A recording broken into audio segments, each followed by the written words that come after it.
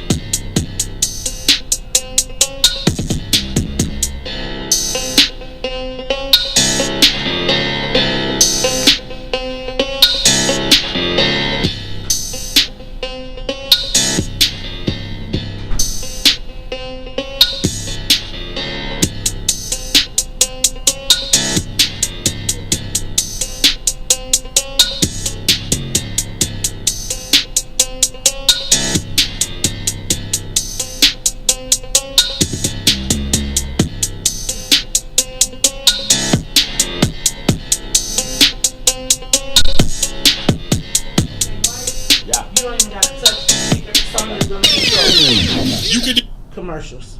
Okay.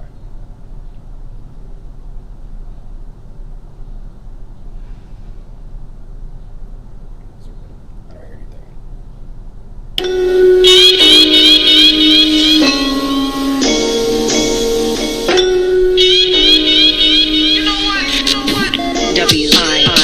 WIFTBPN. All right, welcome to Triggered with Instructor Mike on What's in It for the Black People Media Network. I am your host, Instructor Mike. We're going to have a bit of a show today. Of course, I'm going to trigger you. That's definitely what's going to happen. But we're going to talk about a few things. We're going to go ahead and go right into it. And by the way, you just got through hearing the Book of Dawn with Dawn Millhouse. And make sure you tune into her before I trigger you on What's in It for the Black People Media Network. Make sure that you tune into her. And those of you all watching by Facebook and by YouTube, hey, what's going on? Just make sure you hit those stars and support great content on What's in It for the Black People Media Network. And after this show, you got I Said What I Said with Herb Howard and Tucson Werner. So just make sure you tune in. It's a lot of great content. Look, let's just go on ahead and go right into it. And don't forget to hit that share button. Get some people into this, because we're going to talk about the unfortunate circumstance regarding the 8-year-old girl who was shot and killed in Canaryville Monday night. We're going to talk about that because that seems to be a topic that people talk about and then they just dismiss it as though Black death has been normalized. And if we don't talk about it, what are we doing here? Okay. So for those of you all who are not aware of what I'm talking about, oh, the musical conductor is Sonya Escobar. That's good morning. That's it. Yes, by good morning. Here we go.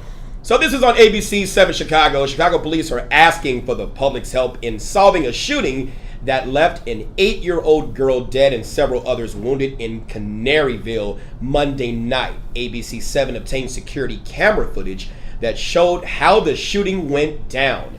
And this was during the Labor Day weekend. The 8-year-old girl is one of 10 people killed in Labor Day weekend violence in Chicago, police said. The girl and 3 adults were sitting in a Subaru. I almost said Subaru. I'm kind of hungry right now. It's that great pizza. It's wonderful. Shameless plug. All right. Subaru SUV at the stoplight on Union Avenue at West 47th Street when police said the shooter's black sedan intentionally pulled up behind them, targeting someone inside. Okay. Now, our victim's vehicle was parked facing northbound on Union Avenue when the offender's vehicle directly behind it, said Chicago Police Chief of Operations Brian McDermott. When the light turned green, the offender's vehicle immediately opened fire on the victim's vehicle. Okay, the girl and 2 adults were inside of the SUV. They suffered gunshot wounds, police said. The victim's vehicle continued northbound on Union and crashed into a tree. Inside the SUV, 8-year-old DeJure, hope I'm saying her name right, DeJure Wilson was shot in the back and killed. According to legal help firm, Wilson does have a twin brother. And at the press conference, Superintendent David Brown of the Chicago Police Department expressed condolences to her family, something that we typically hear, getting notified about another child being a victim of gun violence is one of the most painful experiences, not only as a law enforcement professional, but also as a parent. Now, some people are saying black Dodge Charger, black Subaru, things of that nature. We're going to talk about that. Let's get into it. I'm not happy about this, okay? As a former homicide detective myself, I've been to 2121 West Harrison. I mean, this isn't an address that is, unfamiliar to certain people. It's the Cook County Medical Examiner's Office. I've consoled moms and dads and family members who's lost loved ones. I've been in the interrogation rooms. I still got cases ongoing right now. I got to go to trial for and testify in. I mean, that's just how long the stuff tends to last. And so this is troubling. Now, say less of what we see going on when it comes down to the rioting and the looting and things of that nature, and George Floyd and a whole bunch of stuff that we're seeing in the media now as it relates to black folks and the criminal justice system and things in our neighborhoods. And we talk about, rioting is the language of the unheard. You've heard me say that before. We've heard such other statements or such sayings as it takes a community or it takes a village to raise a child. But this is one African proverb that I do not ever hear being addressed. A child not embraced by the village will burn it to feel its warmth. I'll say it again. A child not embraced by the village will burn it to feel its warmth. Now, some of you all who paid attention to the last time I was live, and we were talking about the situation involving Kyle Rittenhouse, and we were talking about Herb Howard and Toussaint Warner from I Said What I Said. We came on during the back end of the show, and that probably will happen maybe later on today as well.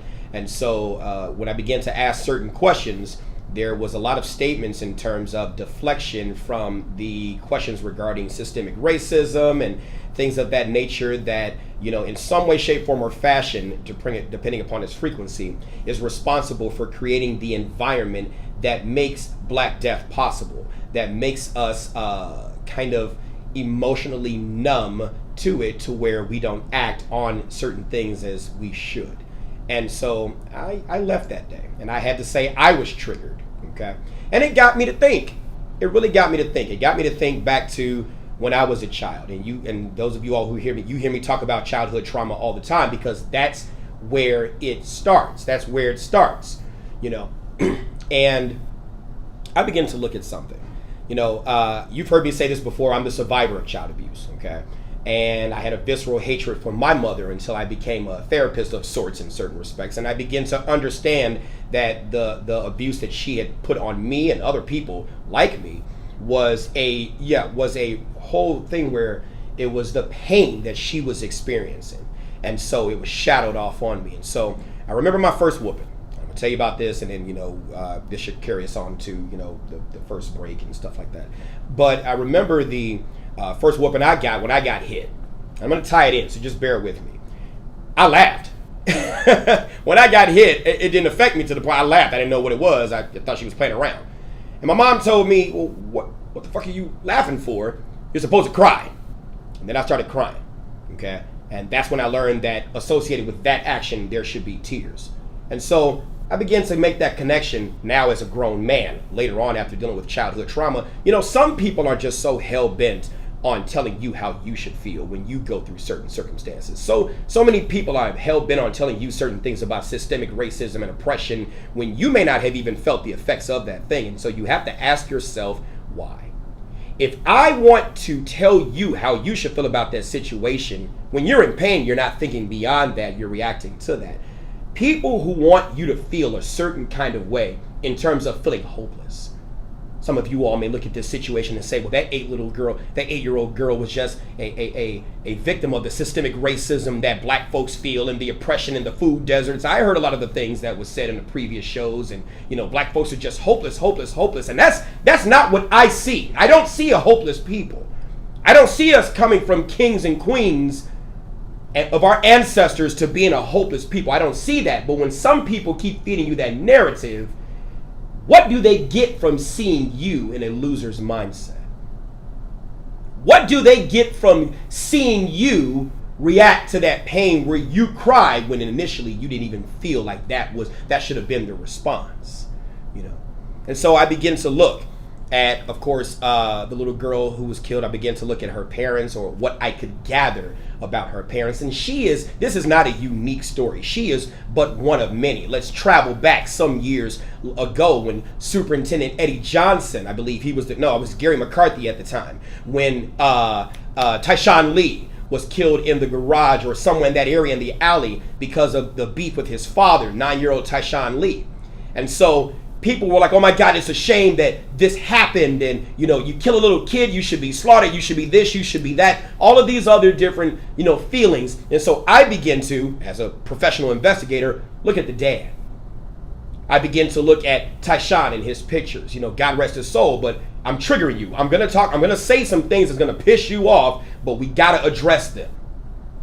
When I begin to see Tyshawn throw up the forks, and I begin to see his father being a part of that gang, the apple doesn't fall too far from the tree.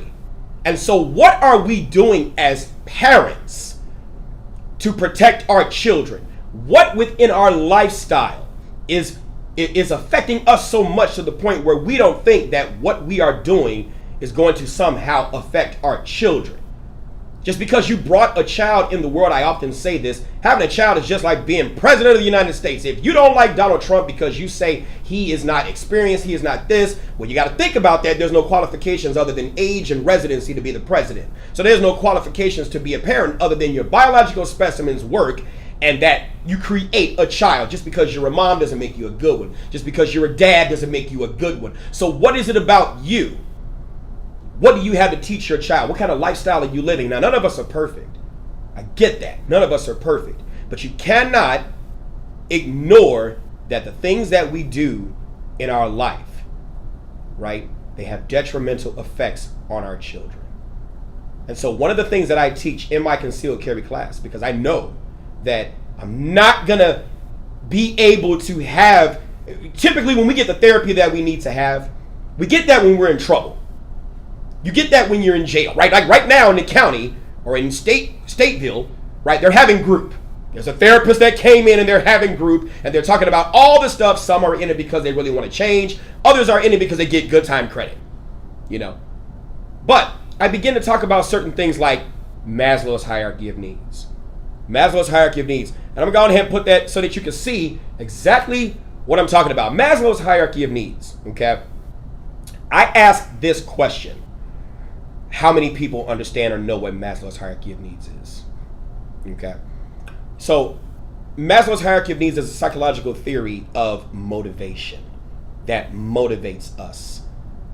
The very things that we do, it motivates us in terms of the needs that have to be met before we begin to learn and problem solve and self-actualize. And so we're going to go on here, we're going to take a break.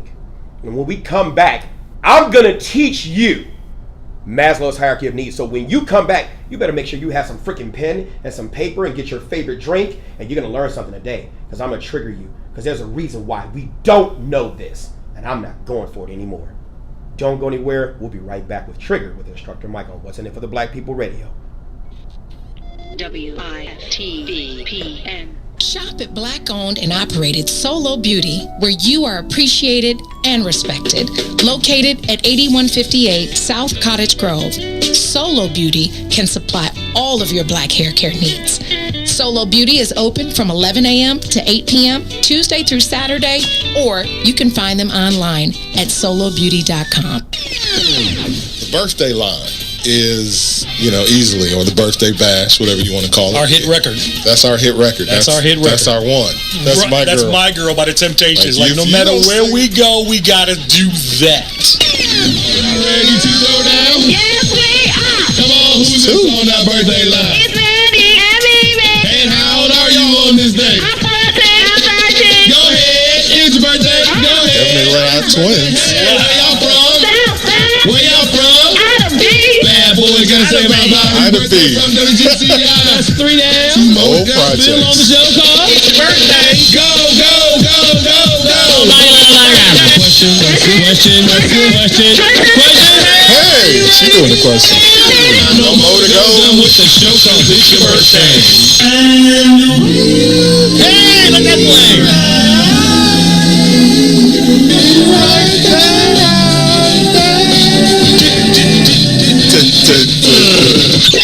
It took that. I'm tired just listening to that. Chicago famous, 3 to 6, Monday through Friday, right here on What's in It for the Black People Media. WITVPN. Live from What's in It for the Black Media Studio. And so, my fellow Americans, I have a dream. You're listening to Trigger. You want to crown him? Then crown her. I ain't scared of you, mother. The one and only Mike Brown. My calculations are correct. Let's begin.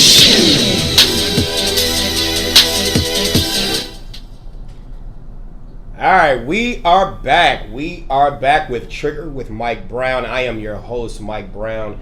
Don't forget to hit that share button, hit the like, subscribe to the Maze Jackson page for great content. What's in It for the Black People Radio. Also, coming up at 1 p.m. is I Said What I Said with Herb Tucson, with Herb Warner and Herb Howard and Tucson Warner. Don't you get me, guys, because I know they're coming on. Don't you put some respect on my name. All right, so I gotta get the sad face. Gotta get that sad face, because we are talking about the unfortunate, untimely death of someone who should still be here. Someone who, when school started back on this e-learning, she was going into the 3rd grade. She should still be here. She should be here to see her other classmates act stupid in class, because it happens, I promise. And then the teacher, sit on down before I send you to principal Shaq Hennessy's office. You get it. But she's not. Why? Senseless gun violence, being targeted. And 9 times out of 10, it was they were targeting her father's, one of her parents. Who knows? That is unknown, but you can tell by the videos. Chicago police, they're saying he was targeted.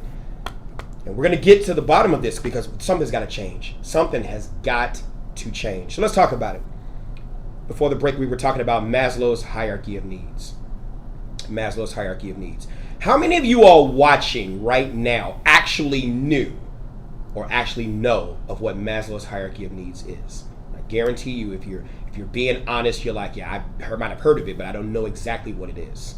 So I'm going to go on ahead and talk about it. I'm going to put it on the screen because I want you to see the visual pyramid of what it is. So Maslow's hierarchy of needs is a psychological theory of motivation coined by psychologist Abraham Maslow. Okay, notice it's called needs, not wants. And so if you look at what's on the screen, if you're watching on YouTube, if you're watching on Facebook, you see it here. There's 5 levels in a pyramid. It's physiological, safety needs, love and belonging, esteem needs, and self-actualization.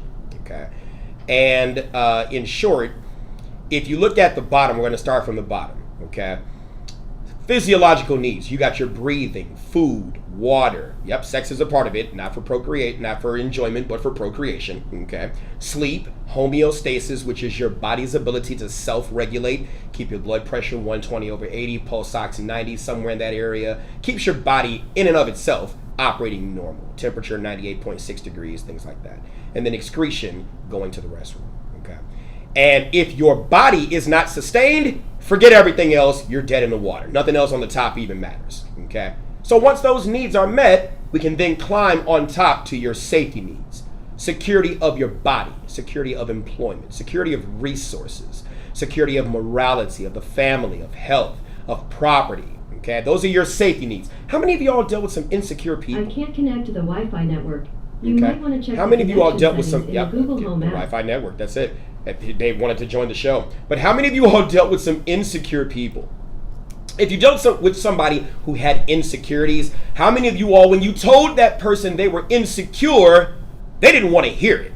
They didn't want to hear it. In fact, they might have attacked you, might have blocked you, something like that. That is the very essence of insecurity. When you throw a rock at a dog and it's the right dog and they bark, you got them, you hit them.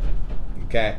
So, it's hard for me to climb up this chart if my security needs are not met. If I'm always in fear of losing my life, if I'm always in fear of, how I'm going to get a job to obtain the money, if I'm always in fear of worried about what resources are around me to support the things that I need to be able to climb up this ladder. Those are your safety needs, right? And there's the big of the family. I want you all to look at that family part. Focus on that family, because we're going to get there when we continue to climb. You have to look at how many words are on there and what's the common factor. Then we climb up to that love and belonging. Love and belonging needs right here in this area, okay? You've got your friendship. You've got your family. Again, yes, sexual intimacy, but we're not focusing on that, because if you look at it, the commonality between safety and love and belonging is family.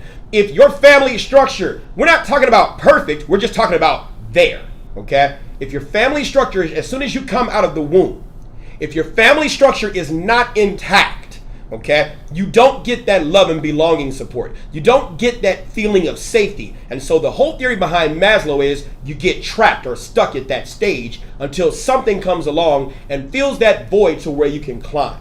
And just like you can positively self-actualize, you can negatively self-actualize too. Let's look up top at self-esteem or esteem needs. How many of y'all dealt with people who had self-esteem issues? How many of you all are bold enough to say you had self-esteem issues too? Yeah, when you were little. Yeah, okay. And some people still have it even when they're grown, because there are a lot of adults who are walking around with wounds from their childhood, and they serve as the very basis of the motivations of the choices we make as adults. And I'm not immune from that. I've made them. That's why I can speak on it very well. Okay. Then you got the confidence, right? If you look at the esteem needs in this area, you've got self-esteem, you've got confidence, you've got achievement, you got respect of others, you got respect by others. How many of you all have cussed somebody out because they disrespected you? Motherfucker, you gonna know who I am because you gonna treat me with respect. And then after you got through saying all of that, they still talked about your ass. That's because you can't fight on a position of respect, because it first starts with how you feel about you. Right now, we got kids starting back in school. And one of the things that I fear that's going to happen as these kids are starting back in school, these parents we got to be honest with us about our own education, because now we got homeschooling, which means that the teacher can only do so much. The parents need to do as much as they can. But we got some people you got two sides of this, right? They're always working. I'm one of those ones, I'll be honest. I'm always working. I'm always doing this. I'm always doing that, because some of us have manufactured ourselves into workaholics to hide the pain. Yeah, I'm triggering you. I'm speaking the truth. I don't see no comments on there like he lied, because you know I'm not. And then there's that other side, right? The other side of the parents that are there, right? But they just don't know. And instead of being honest about what you don't know, right? Because we always want to be right, especially when you have that insecurity of being wrong. You didn't understand that failure is a part of success if you learn from the failure.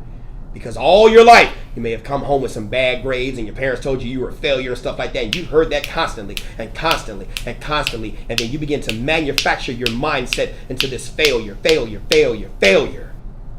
then your kids come home with some bad grades. And what do? Beat the shit out of our kids. Yeah, I said it. Yeah. You know I'm talking to you. Some of you parents that love that belt. And you'll swear up and down you'll use the Bible. Spare the rod, spoil the child. Yeah, okay. And that's why the child's burning shit down in the community, because they don't have unity within the home. So if I don't have unity within the home, what the fuck do I care about any of the other stuff in this community where the home within the community is trash? How about that? Okay. So, focus on that. Focus within yourself, because I want you to have an honest conversation within yourself. What are you doing or have done to contribute to the alleged or actual delinquencies of your child? Because again, those serves as the very basis of the motivations for the negative choices that they make and will continue to make until we break that cycle. And just like we want to break that cycle, we're going to go ahead and go on a break. And when we come back, we're going to get more on this Maslow's hierarchy of needs. I hope you've been taking notes. I'm watching you through your camera. You don't know it. Triggered with Mike Brown. Don't go anywhere. We'll be right back. WIFTVPN. You can expect the unexpected. We're getting pushed up to 200. Let's get these numbers up, people. Come on. We're trying to compete with Mays Jackson numbers, right? Don't forget. We're lacking right if now. You share it. Share the video so we can get our numbers. For God's sake, we're nowhere near Mays Jackson numbers. If we can get you guys to share, we can at least push 200 in the next 3 minutes. All right? By 3:45, I want us to be at 200. Oh, yeah. This is the black portion. There's no other way for the Black People Radio. that we can do the this time. Is the black portion, the blackest portion of this show. It's what's in it for the Black People Media.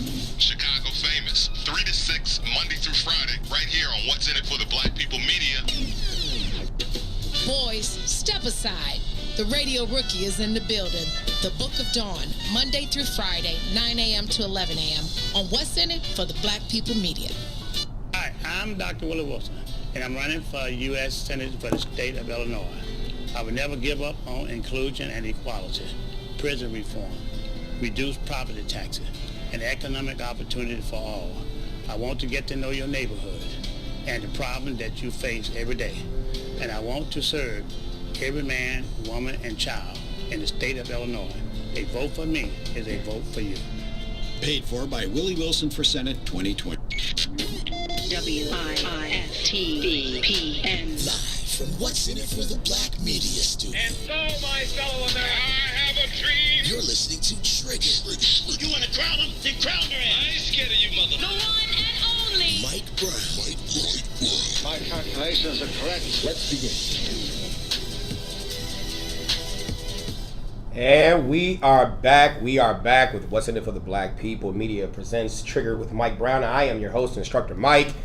Don't forget to like, follow, subscribe, hit the subscribe button, hit the bell for notifications, hit that share button, and hit those stars. Those stars help us to continue to create great content to support this network and so many other shows. Whatever your beliefs are, you're going to find it here on What's in It for the Black People. I'm telling you, you got it.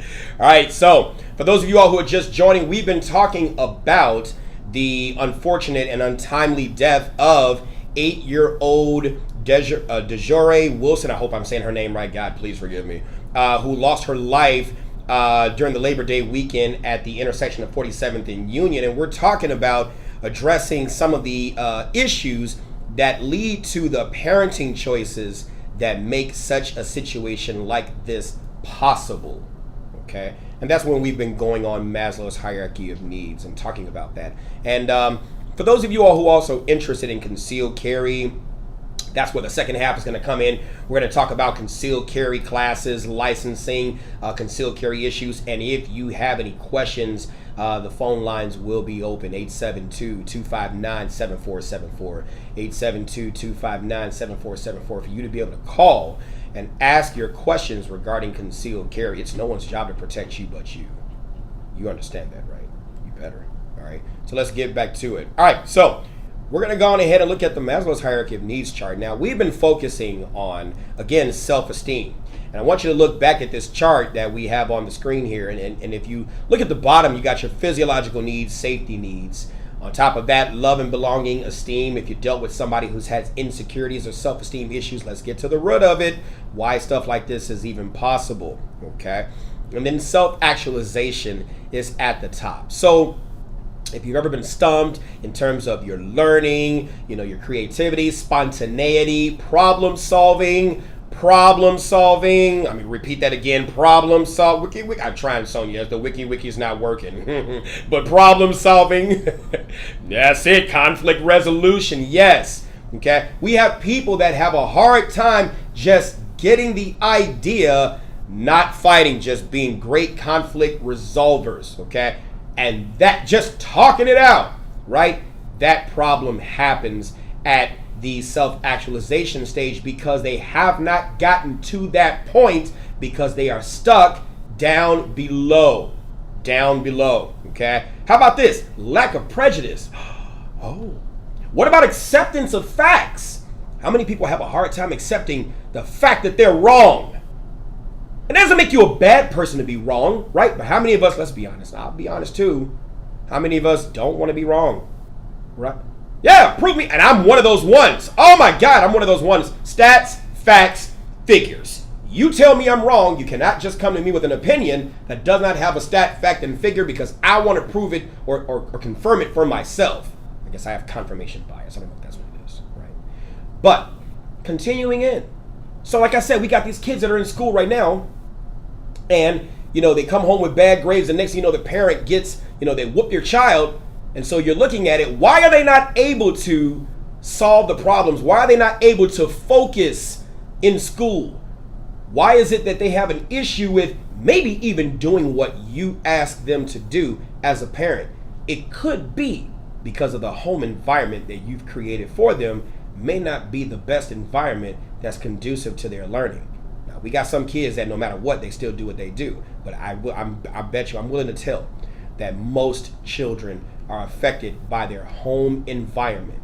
And the more it continues to fester, the more and more it continues to stay in that area, right? It's just going to get worse. It's just going to get worse. My brother, younger brother, was diagnosed with ADHD, okay? He does not have it, but he was told that he had it.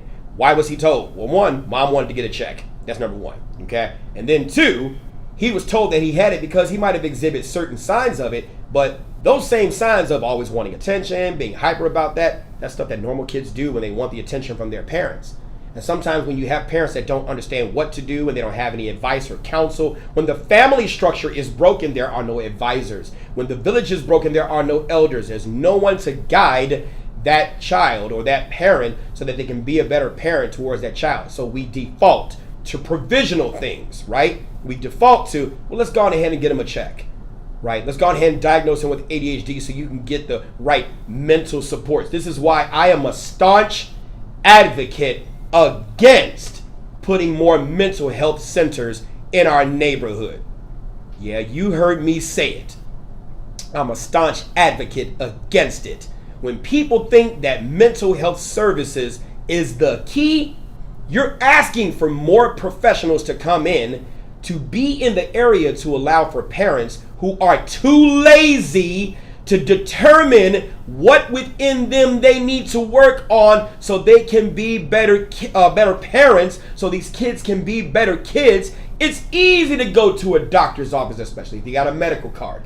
It's easy to go to someone and say, hey, my kid has this.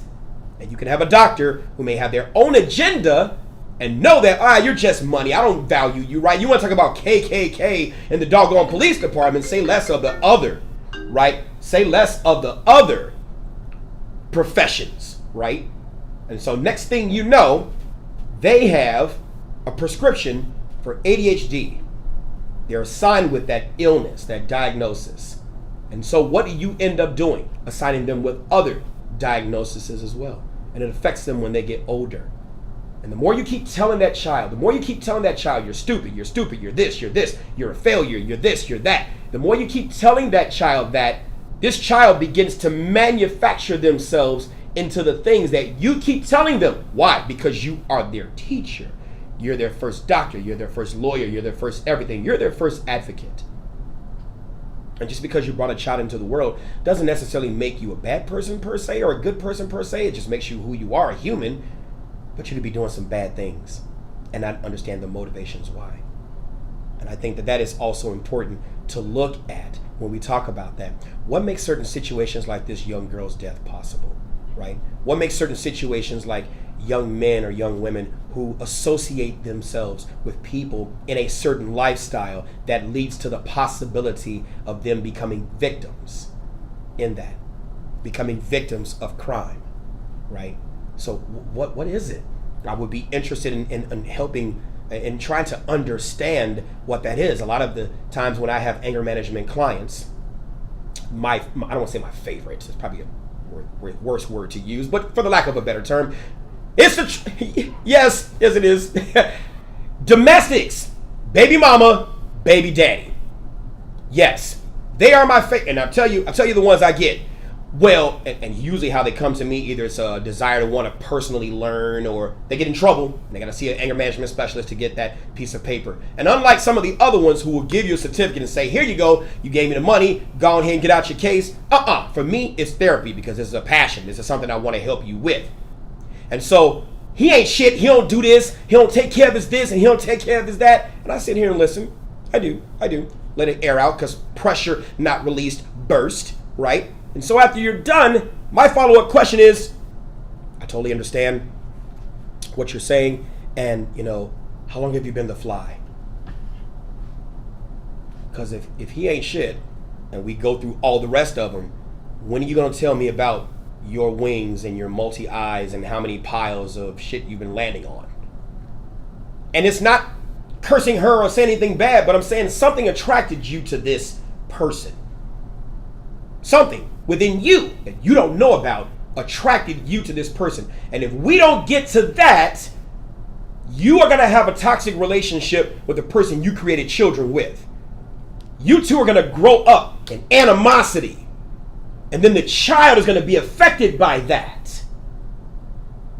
And then you're going to be in situations and around people because of those choices that's going to make it possible for that child to become a victim of your choice. Your motivations that you're not healing from or learning about. And so Superintendent Brown said it best. Whether you like them or not, I don't even care.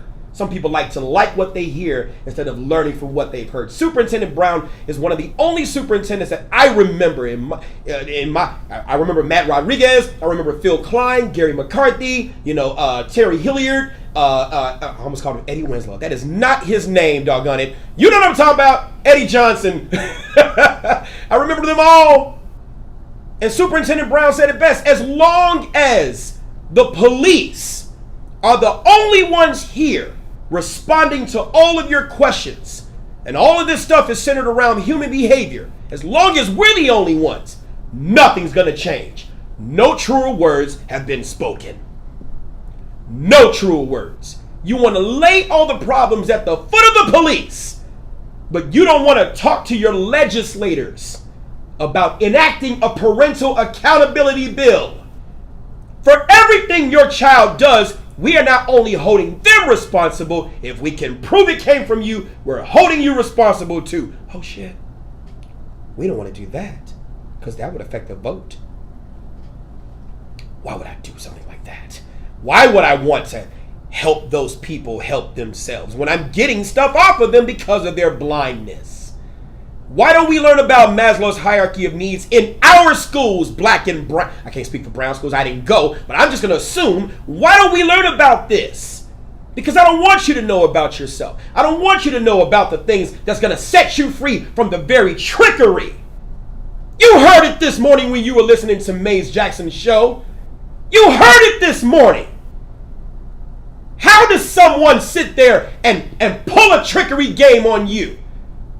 How does someone sit there and take the very information that they got from you and use it to their own end and you don't see the game coming? That's why I love the game of chess. You got to know your pieces and know the other person's pieces too, and what they can do and what you can do, so the best defense becomes a good offense. But if I'm so busy worried about somebody telling me how I'm affected by something instead of giving me the solution that's going to set me free, then I am dead before the bullet ever hits me. And so, what do we get from it? That's why we continuously vote the way we do. That's why we become blind to some of the things that we do. Because we're just moving nowhere. Because if I'm gonna trigger you. Watch this. You ready for this shit? Because if Black Life Matters, show me the matter. Because if your matter don't move, it's just there. If you want to kill me, my address is. No, right? I'm just saying. Help me here. Help me here. And so, plug. I wrote a book. Several of them. Here we go. So, What I Tell Myself First, Children's Real World Affirmations of Self-Esteem. This is one of the books that I wrote. I wish I had these as a kid. Okay? Certain things within this book, I like me. Not everyone will like me. That is okay. I like me. You know how many times I wish I'd have heard that when I was a kid? How many of us get into, how many of us adults, get into stuff trying to make a person respect us when the real issue could reside within us? Right? It is no one's job to make me anything. That is my job. It is no one's job to protect me from anything. That is my job. It is no one's job to heal me from anything. That is my job. Wait a minute, Mike. I don't agree with that. It's someone's job to heal me. It's someone's job to heal me. That's what you keep thinking. And that's why you keep waiting for someone else to do what you should be doing for yourself. I must make myself what I need to be to make myself what I want to be. I must find what hurts me to heal myself of what hurts me. Imagine if you told yourself that every day. Imagine if you told your children that every day. They wouldn't continue to blame other people for what's going on in their life. They would continue to focus on what's going on in their life because I need to heal. It's my man's job to protect me. Wait for it. Wait for it. Oh my God, black men don't value black women. When are you going to value yourself? When are you going to value yourself? Because I'm telling you, a great percentage of our households, right? Women. I love you. Queens. Look. On the game board of chess, the queen is the most powerful piece on the freaking board. But in the hands of an emotional player, they will move that queen, even though she can make whatever move she want to make. You can make that move and will get killed off the board before the game has even begun. The most powerful piece. I wrote another book, and I'll quote to you something in it and share with you my experience as a child. And then, as a young man. And we're going to do this. Once we come back from the break, I hope you all are learning something from this. This ain't your traditional triggered. Yeah, I say about a lot of stuff that pisses you, or the police, and blah, blah, blah. We're going to focus on us first, homie. And we're going to do that when we come back on What's in It for the Black People presents Triggered with Mike Brown. WIFTBPN. Shop at Black-owned and operated Solo Beauty, where you are appreciated and respected. Located at 8158 South Cottage Grove, Solo Beauty can supply all of your black hair care needs. Solo Beauty is open from 11 a.m. to 8 p.m. Tuesday through Saturday, or you can find them online at solobeauty.com. Because I want people to understand exactly what we're doing here, because we're going to give you a little bit of everything here. So when you tune into us Monday through Friday at 3 o'clock, We are going to talk about that you all are hearing about around the world in Chicago, whether it's Cardi B situation or it's the COVID, Lori Lightfoot or Inglewood or whatever it is that's going on in Chicago. We're going to talk about it like we talk about it, so you know that's already going to be interesting. Oh, yeah. Chicago famous. 3 to 6, Monday through Friday, right here on What's in It for the Black People Media. WIIFTVPN. Live from What's in It for the Black Media Studio. And so, my fellow Americans, I have a dream. You're listening to Triggered. You want to crown him? Then crown her ass. I ain't scared of you, mother. The one and only Mike Brown. My calculations are correct. Let's begin. All right, we are back. We are back with What's in It for the Black People Media Network presents Trigger with Mike Brown. I am your host, Instructor Mike Brown. And for those of you all who are just joining us, again, we've been talking about 8-year-old DeJory Wilson, who was shot and killed in the Chicago's Canary neighborhood on 47th and Union. And we've been discussing some of the issues regarding parenting that could lead to a lifestyle that results in, or it could result in, the unfortunate tragedy that befell Miss Wilson, someone who should be here. She should. And as a father of 4 children, 3 of whom are girls, yeah, I hate this. I really do. I do. And, you know, it's very important. You know, I've been talking about Maslow's hierarchy of needs. I'm just going to go on ahead and, you know, flash it on the screen so you can get a glimpse of what it is. And, you know... It's super sad. It is breathtaking in a negative way. You know, what is it about us that continues to push us down this cycle where we're not healing from the traumas that motivate our negative choices, and even some of our positive ones too? Because trauma doesn't always result in negativity. It could result in positivity too. And that resiliency to rise and circumvent, or succumb, if you will. All of those things that we've been through to be better persons. Okay. And so, you know, by the way, what I tell myself first, Children's Real World Affirmations of Self-Esteem, you can get it on Amazon. You can call me directly if you want to get the book. You know, I have it paperback, hardcover, other books such as What I Tell Myself About Self-Protection. I'm very proud of all my books, but I'm definitely proud of this book because this is a doggone manual that will teach you, you know, how to pretty much teach yourself and teach your children how to protect themselves. Bullying, that's why it's domestic violence purple. Why do I have it domestic violence purple? I have it domestic violence purple because I hate to say it, and I'm gonna trigger some people again, per se, you know. But the domestic violence advocacy system does not teach you how to protect yourself. They just changed the location of the ass whooping. Yeah, I did that. Yes, I did. Because they make you think that the order of protection is going to be something that's going to help you. And I include a wonderful piece of legislation or a case law in here that helps you understand. It's called Castle Rock versus Gonzalez, and the Supreme Court of the United States 7-2 in a decision that they made. You know, that order of protection just tells the police what they can do. It doesn't mandate them in certain circumstances that they must arrest the person. You know. And active self-protection, that's your responsibility. That's your responsibility. But the domestic violence advocacy system, they aren't going to teach you about Maslow. They're not. Because they're not going to teach you about the very thing that causes you to keep coming back to them. See, everybody's making this money off of Black death and just death in general and this victimization, right? Why would I save you from yourself when you are a dollar bill? I see you keep going down the same lifestyle. I'm not going to help you because when you die on the scene of a homicide, you look at it, that one homicide, so many people make money off that one homicide. You got the crime scene cleanup, you got the detectives, you got the supervisors, you got the forensic scientists, you got the, you know, correctional officers, you got so many people make money. The judge, the lawyers, the public defense, so many people make money off that death. So Black death is profitable. And if you look at the come on, Mike, if you trying to get it out, if you look at the victimology of people killed, the narrative being pushed out there that Black folks are just going to be killed by the police or even Black on Black crime, those narratives, if you look at the demographics and the victimology of those actually killed, most of them are people out there in the streets in that lifestyle.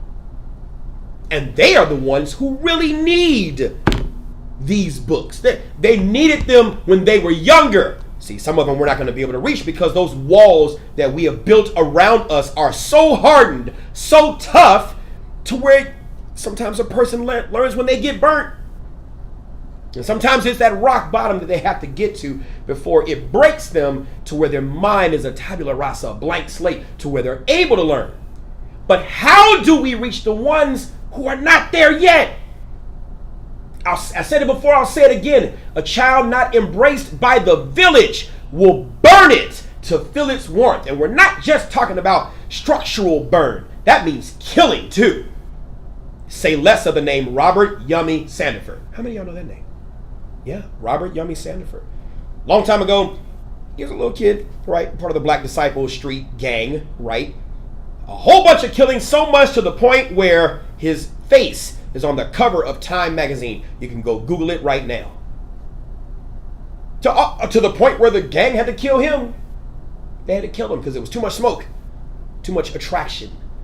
We don't want them to know about all that. We don't want them to know you bringing too much heat our way. Had I, examined deep into his family, I guarantee you we could find, that's where he got that from. That's where he got that from, right? And so I'm telling you, parents, if you're watching me, I urge you to examine yourself to see where the issue lies within you.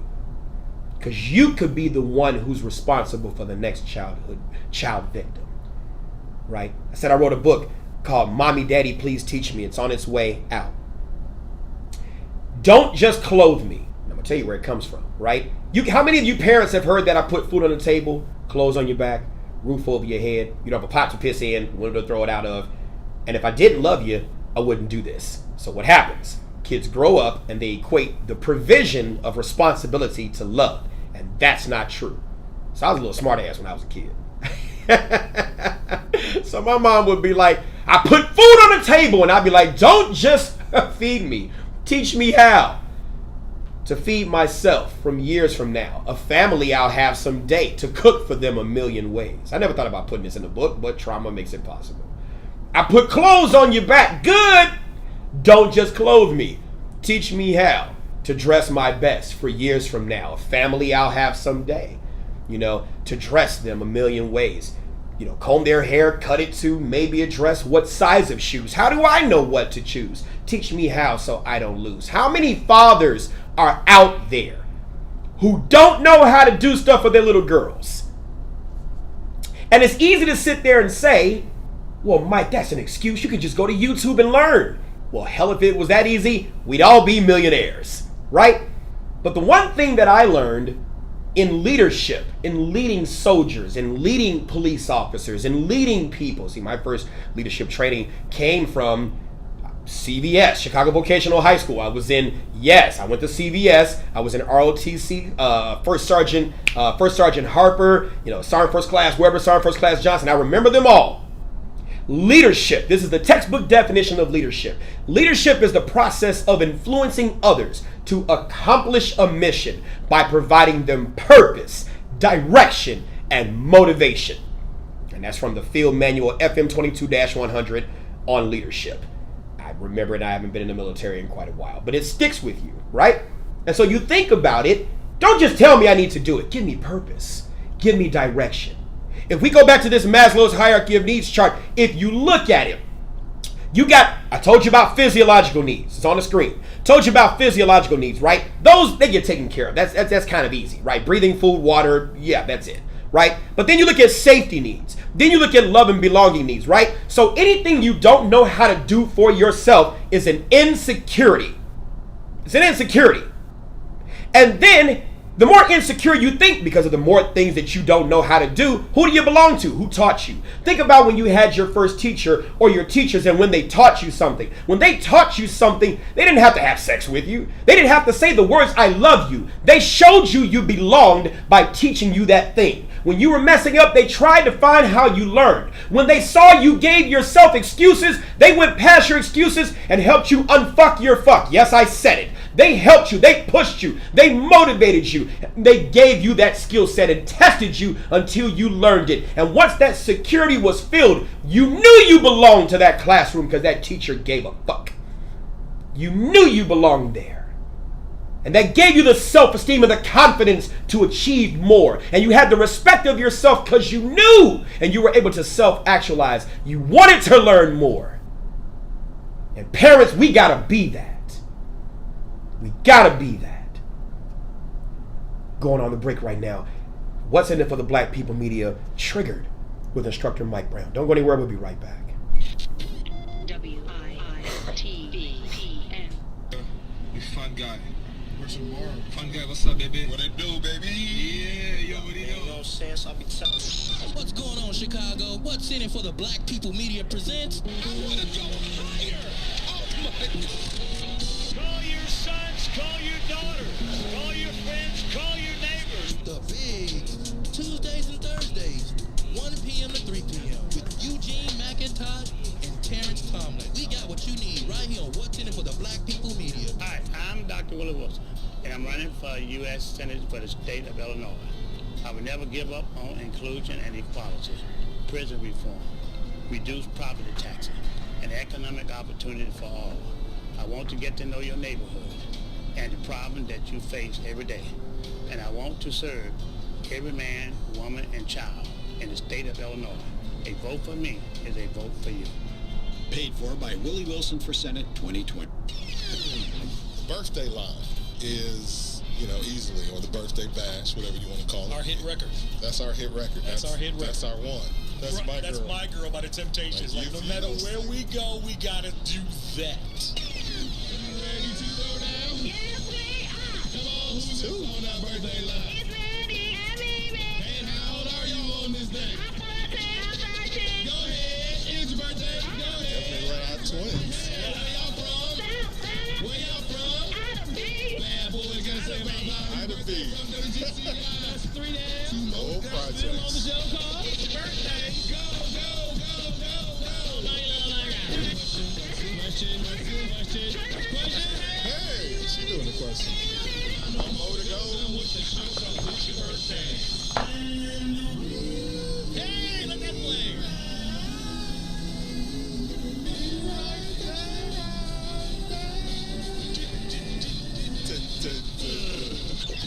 It took that. I'm tired just listening to that.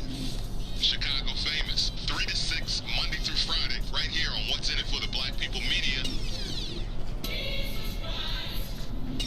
You're listening to I Said What I Said with Toussaint Warner and Herb Howard.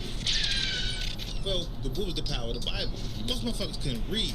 So the Bible legitimately changed the world because motherfuckers began to learn to read. And once I can learn to read, wait a minute, I can question some of this bullshit.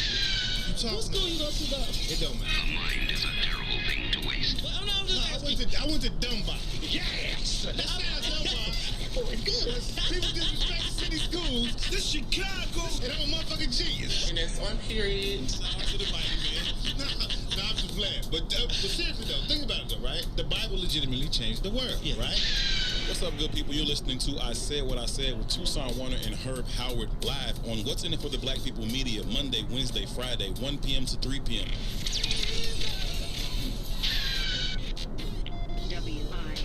WIITVPN. Live from What's in it for the Black Media Studio. And so, my fellow, I have a dream. You're listening to Triggered. You want to crown him? Then crown your ass. I ain't scared of you, mother. The one and only. Mike Brown. My calculations are correct. Let's begin.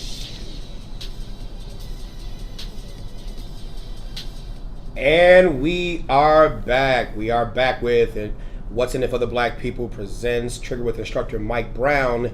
Shop at Black owned and operated Solo Beauty, where you are appreciated and respected. Located at 8158 South Cottage Grove, Solo Beauty can supply all of your black hair care needs. Solo Beauty is open from 11 a.m. to 8 p.m. Tuesday through Saturday, or you can find them online at solobeautysupply.com. What's in it for the Black People Media is going to change the way you see radio forever.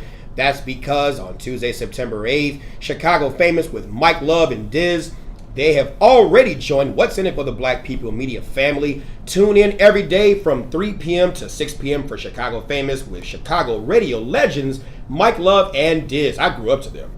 They'll talk everything from music, entertainment, sports, politics, race, culture, and everything happening today. Plus, they'll take it back to the old school for some of the features and interviews that you love. That's right, it's Chicago Famous with Mike Love and Diz every weekday from 3 p.m. to 6 p.m. only on What's in It for the Black People Media. That's right. Yeah, the birthday line. Oh my God, I don't know. I called in like a couple times. I ain't get in, but it's still my birthday. All right. So, all right. This is the Concealed Carry Hour. The Concealed Carry Hour. How many of you all learned something from what we just got through talking about? Man, that's really something. That's really something. And I really hope that we start to learn about the things deep within us that keep us in the same mindset, if you will, that make it possible. We got to do better for our children. And speaking of doing better, concealed carry, July 9th, 2013 is when the Illinois law was enacted, the Concealed Carry Act, the last freaking state in the union. I mean, like, why did we have to be the last? Shat. But we were the last on my birthday. How about that? So, concealed carry. If you don't have your concealed carry, what are you waiting on? What are you waiting on? Please, I want to know. 872-259-7474. 872-259-7474. What are your questions regarding concealed carry? What are you waiting on? What are you scared of? The gun? Oh my God. Gun violence, so much stuff has been going on. I get it. I really do. I really do. But it's no one's job to protect you but you, right? Now I get it. The gun isn't the only mechanism to be able to protect yourself. I get it. But it is a heck of a tool to level the playing field. It really is. Okay? And so, the greater way to address your fears is to do things to conquer them, right? And just because you have a driver's license, you may not always drive, but it's good to have in the event you need it. Same thing with a firearm, right? It may not be something you'll carry with you all the time, but it's good to have in the event you need it, such as your home. You're with your family, daytime. Unknown subject kicks in the back door, no firearm or object in hand. Can you shoot? Do you have to shoot? Should you shoot? Right? These are the things that we talk about in the concealed carry class. So let me go over the procedure with you. First of all, you have to be, let me pull up the procedures. I want to make sure I get it correctly. You definitely have to be 21 years of age.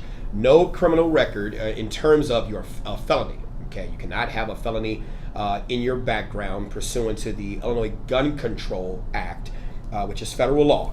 You cannot have a felony in your background. Okay, now, if you do have a felony arrest, but you are not convicted of that, you might want to get that expunged. Look at the people at Cabrini Green Legal Aid, so that you can get your record expunged. You really need to do this, okay? Don't just sit here and say, hey, look, I don't, I've been arrested, but I'm not convicted of anything to the justice system. I get it. That's what you feel. But you still have that record, okay? Cabrini Green Legal Aid. So, 21 years of age, no convictions of domestic violence. And this is why I've been focusing on Maslow's hierarchy of needs. I told you, one of the main things that I've been focusing on is domestic related issues. You want something that's going to take away your ability to be able to protect yourself, your ability to be able to activate, in essence, your Second Amendment rights. Get into a domestic issue. Get into a domestic issue where, you get into it with your baby mama or baby daddy or husband or wife or brother or sister or someone you were in a previous sexual relationship with. All those things fall under domestic violence, okay, the category of domestic. You want to make sure that you check those things. You want to make sure that you take care of those things, okay? Proxemics is very important. If I'm not there, nothing can really happen in terms of me being blamed and them being able to prove that I was there. Backtrack to the situation in Wisconsin, Kenosha, Wisconsin, with Jacob Blake. He was not supposed to be on scene. You do understand that, right? Warrant, order of protection, whatever the case might have been, he should not have been there. Had he not been there, the police would have never been called. He would have never been shot in that given situation, right? Self-actualization, right? Acceptance of facts. It's hard to accept the fact that he should not have been there if you're stuck down below. Right? Shouldn't have been there. Proxemics is everything. Okay? Told you I'm going to trigger you. Some of y'all mad right now. All right. So, continuing on. Let's go to the, here we go. You cannot have been convicted of any felony under the laws of this state or any other state. You cannot have been adjudicated as a mentally defective person. You cannot have been a patient in a mental institution or any part of a medical facility for treatment of mental illness within 5 years. You could not have been seen as developmentally or intellectually disabled, not within the past year, been addicted to any controlled substances or narcotics in violation of state or federal law. Now, that's a question that I do get asked all the time in terms of medical marijuana or the legalization of marijuana. Again, going back to this morning, that's the whole fight over weed. I mean, it's been so illegal. Now everybody wants to make money on it. I get it. But there's a fine line that has to be crossed between the possession and consumption of marijuana and then the use of a firearm, right? The categorical imperative from Immanuel Kant, philosophy, one of my minors. Love it, right? Do we want it to be universal law that a person under the influence of a controlled substance or an intoxicant can carry a firearm and use it? Do you even have the right kind of judgment to be able to make those kind of split second, I have no choice but to act decisions? That's the real question.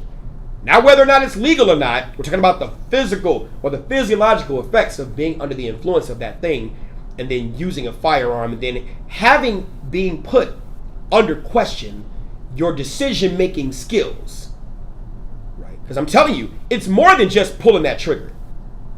That's easy to do, right? Especially if you have the mindset to do it. But then to be able to defend it and say that you were in the right frame of mind, oh no, I was high. You're going to have some issues, right? And so at present, at the state level, yes, there is the legal consumption of marijuana. It used to be just medical. Now it's medical and this legal consumption. Okay, congratulations, we made it. I guess I don't smoke weed, right? But the possession of that firearm is still, delegated or in essence regulated by the federal government, more specifically the Bureau of Alcohol, Tobacco, Firearms, and Explosives. Okay, and so when you go to the gun store, right, you can go through the class, whatever the case may be, get the license, all that stuff, great. Illinois will not deny you of that because, after all, it becomes an entrapment issue, right, where we created the conditions for you to fall in that thing and then we can arrest you for it. That's entrapment, classic case. But when you go to purchase your firearm, you're going to have to fill out, at least at present, ATF Form 4473. And the ATF Form 4473, specifically at question 11, I believe A or B, specifically ask you, are you an illegal user of narcotics? And at present, regardless of the state's position on marijuana, marijuana is still a Schedule I narcotic. So it's still illegal at the federal level. Now, from what I heard this morning, and that's why I love paying attention to other shows and other people, I learn from everybody. If you love great content, you will love how this place and this media network even began, Maze Jackson. Okay? So, tune into his show. 6 a.m. to 9 a.m. 6 a.m. to 9 a.m. Monday through Friday. Okay, the Maze Jackson Show. I learned that they're supposed to be passing legislation at the federal level to make it legal. Do you know if they pass that, that's a Trump initiative? Because guess who has to sign it into law? President Trump. Triggered you again. You hate that name. Jesus Christ, you hate that name. And if they make it legal, I'm just saying, right? How many of y'all gonna be high? High and shoot some? I'm telling you, it's the trap. We talk about school to prison pipeline. We talk about, the system is just set it up in systemic racism. Fool, don't you understand? If you shoot somebody under the influence of narcotics, you're going to jail. You can't claim you were in your right frame of mind, that your decision making was not affected.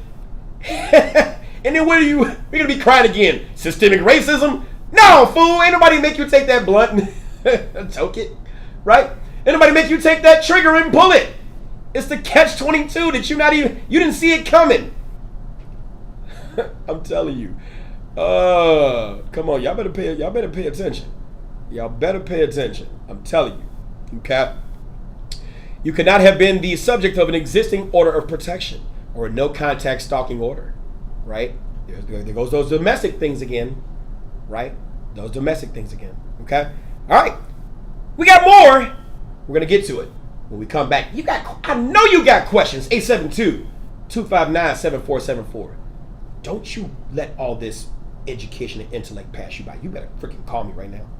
Bye. I'll be back.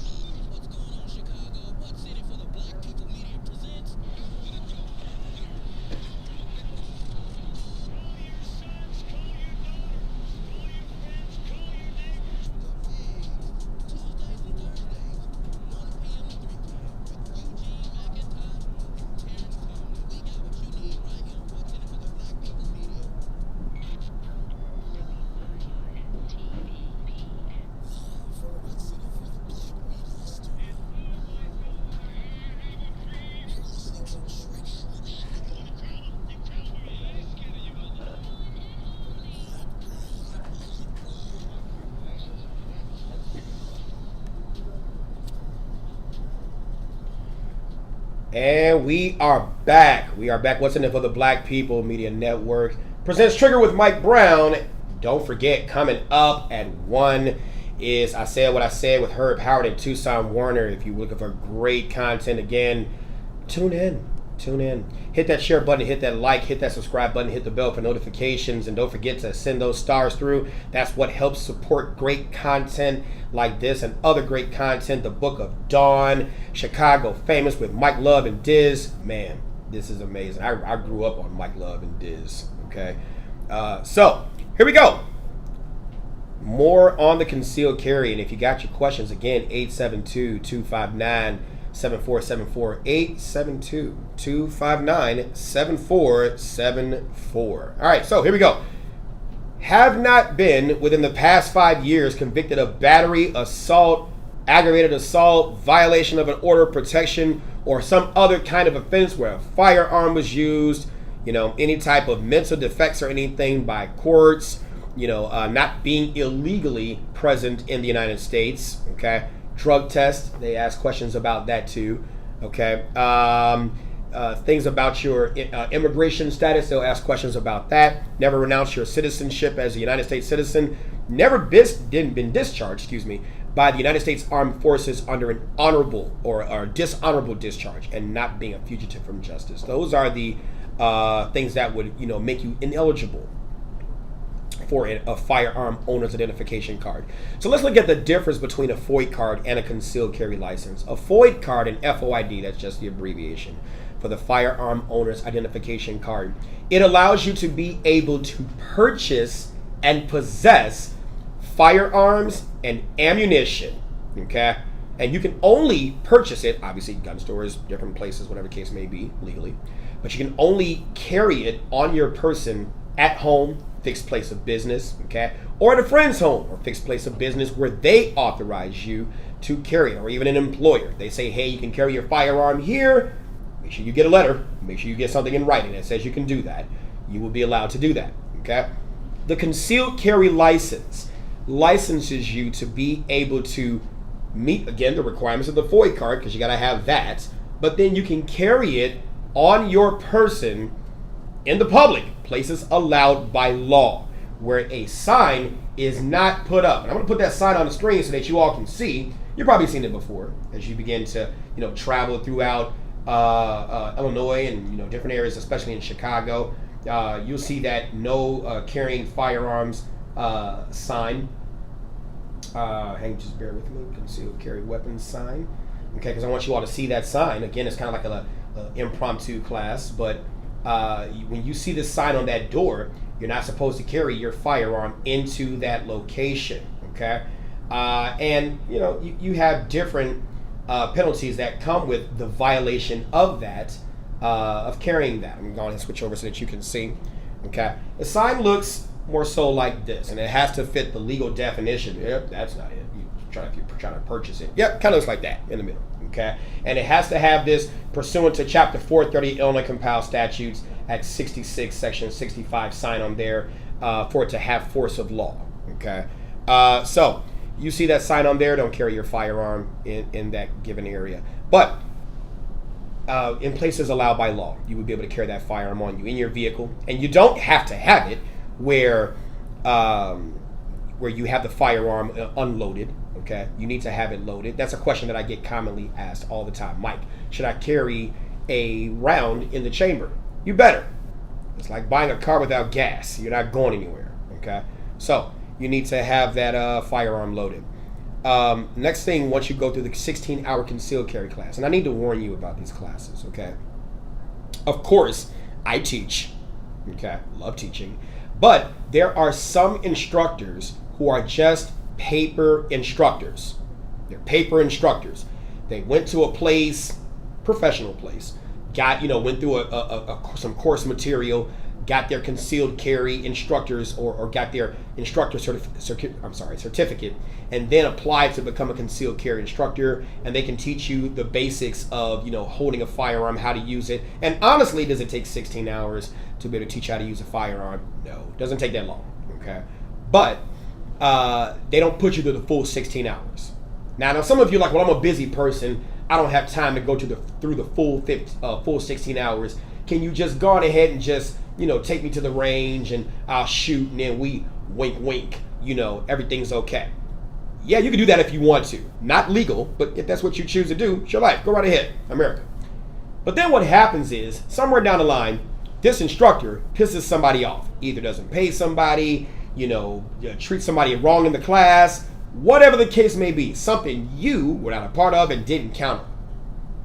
And this person goes to the state police and they begin to make a complaint. Well, having been audited, I know the process very well.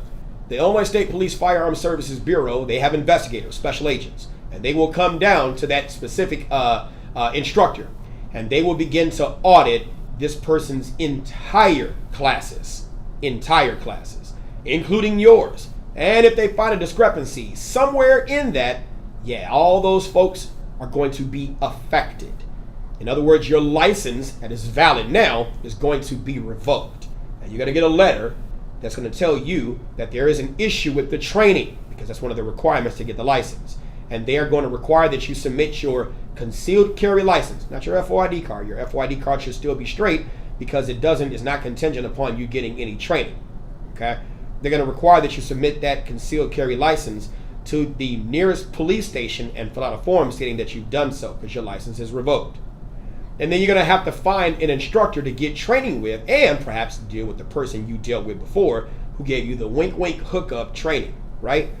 You don't want to find yourself in that process, because once you get that training, you're going to have to go back through all the other stuff, right? You're going to have to go back through all the other stuff to get your license, which means you're going to wait anywhere from 3 to 4 months again, perhaps maybe even more, because you're going through the appellate process, right?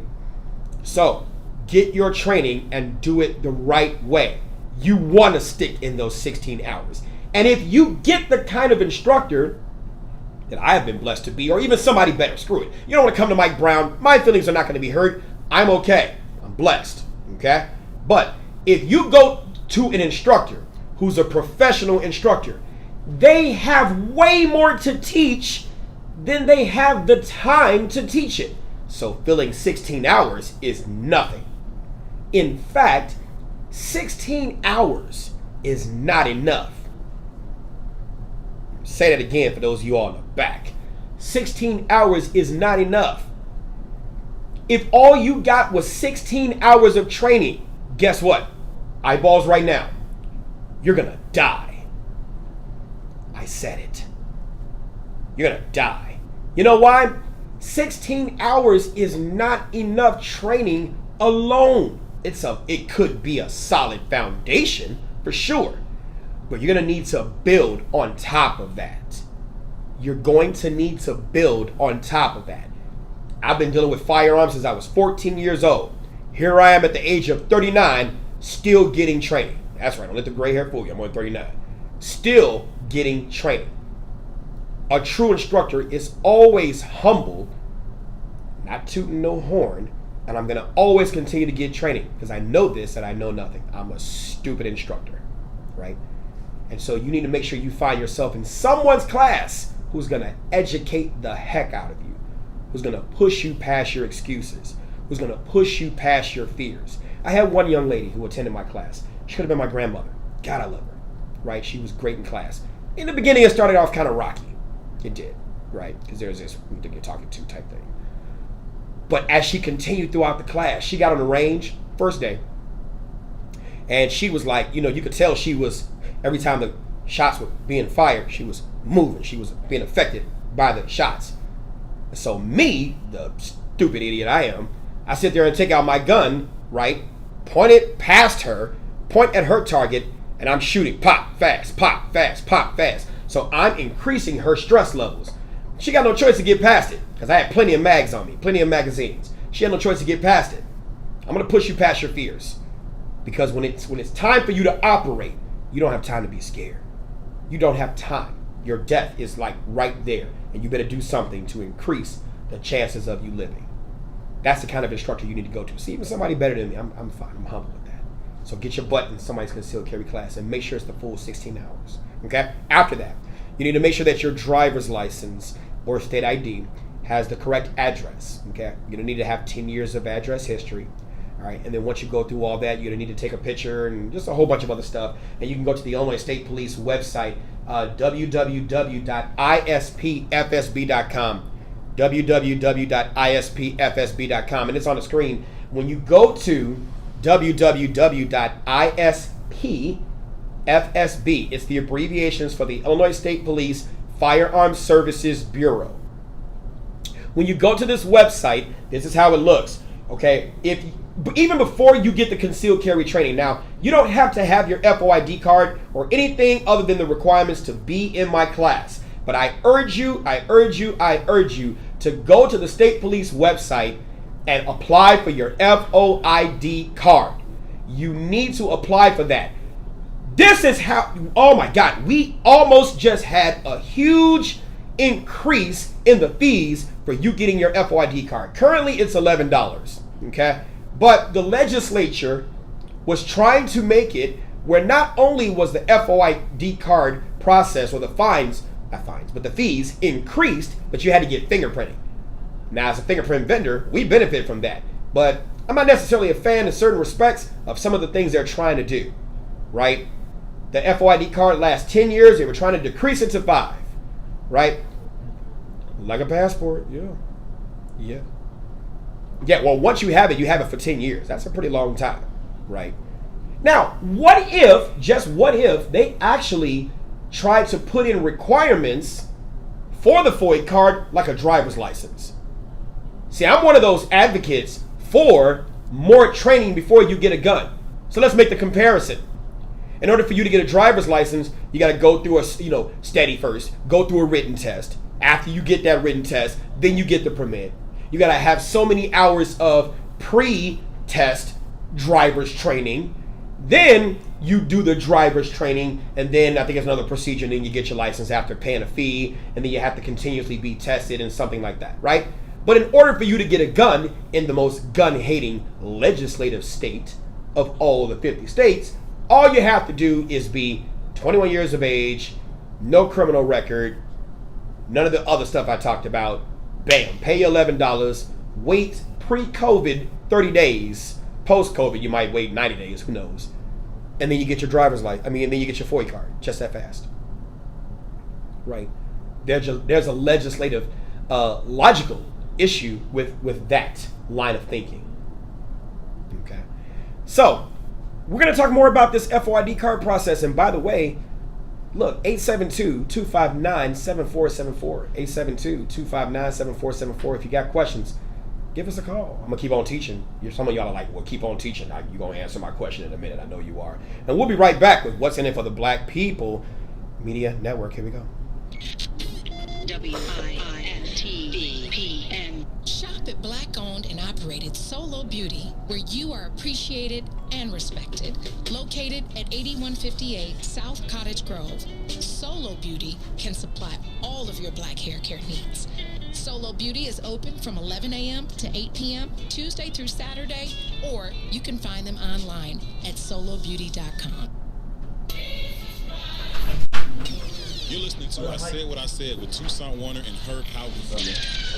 Well, the book is the power of the Bible. Most motherfuckers couldn't read. So the Bible legitimately changed the world. Come on now in a minute. Began to learn to read. I don't know if they were trying to come in on the back end. Read. You wasn't asking questions on this bullshit. What school you go to though? It don't matter. A mind is a terrible thing to waste. I went to Dunbar. Yes! That sounds Dunbar. Over here? City schools. This Chicago. Oh, yeah. Genius. And that's one period. To the Bible, man. Nah, I'm just playing. But seriously though, think about it though, right? The Bible legitimately changed the world, right? What's up, good people? You're listening to I Said What I Said with Toussaint Warner and Herb Howard live on What's in It for the Black People Media Monday, Wednesday, Friday, 1 p.m. to 3 p.m. Have people been calling in? I don't know. I'm not sure. I got it. 259-7474. That's 872-259-7474. Give us a call and say it with your chest. 872-259-7474. So, D-Ray, I wanted to ask you, so do you have a Bad Boy Radio moment? Do you remember an event that you were at that we were hosting, or something we did on the radio that really stayed with you? Okay, something y'all did on the radio that stayed with me was letting me get on the radio. Yeah, right. That's true. That was my step at the door. It was my opportunity to get into GCI, which I started working, you guys got me on Sundays and all that stuff. And it introduced me to doing more characters, because I would do characters on you guys' show. I don't even remember what the hell I was doing then, but you guys would just let me go, and that freedom didn't exist nowhere in radio. Yeah, and it doesn't exist anymore, which is what we're starting to hear and we see when it comes to radio. Chicago famous, 3 to 6, Monday through Friday, right here on What's in It for the Black People Media.